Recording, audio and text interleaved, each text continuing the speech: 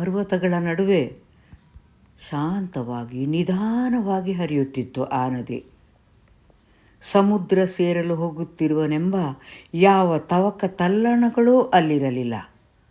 ನಾನು ಓಡಿದೆ, ಓಡೋಡಿ ಇಲ್ಲಿಗೆ ಬಂದೆ, ಇಲ್ಲೆಲ್ಲಾದರೂ ಆ ನದಿ ಕಾಣುತ್ತಿದೆಯೇ ಎಂದು. ಆದರೆ ಅದು ವಿಲೀನವಾಗಿ ಹೋಗಿತ್ತು.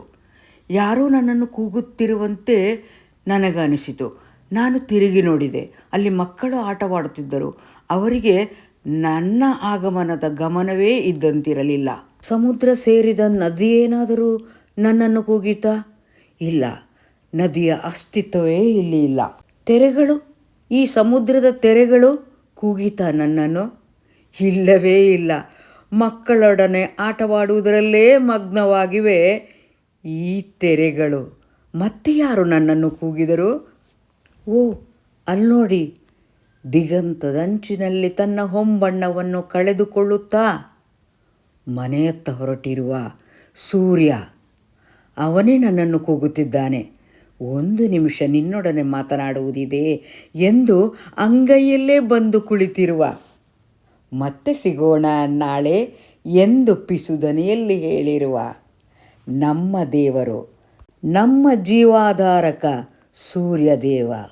ನಾನು ಹೇಳಿದೆ, ನೀನು ಮೆಲ್ಲಗೆ ಮನೆಗೆ ಹೋಗು, ಕತ್ತಲಾದರೆ ನನಗೆ ದಾರಿ ಕಾಣದು. ನಾಳೆ ಮಾತ್ರ ಬೇಗ ಬಾ, ಜಗವ ಬೆಳಗುವ ನಿನಗಿದು ಕೋಟಿ ಕೋಟಿ ಕೋಟಿ ಪ್ರಣಾಮ.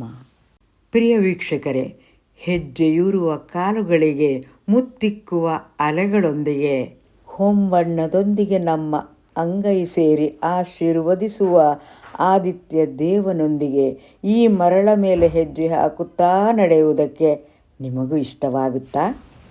ನೀವು ಯಾವ ಸಮುದ್ರ ದಂಡೆಯಲ್ಲಿ ನಡೆದಿದ್ದೀರಿ? ನಿಮ್ಮ ಅನುಭವ ಏನು ತಿಳಿಸುವಿರಾ?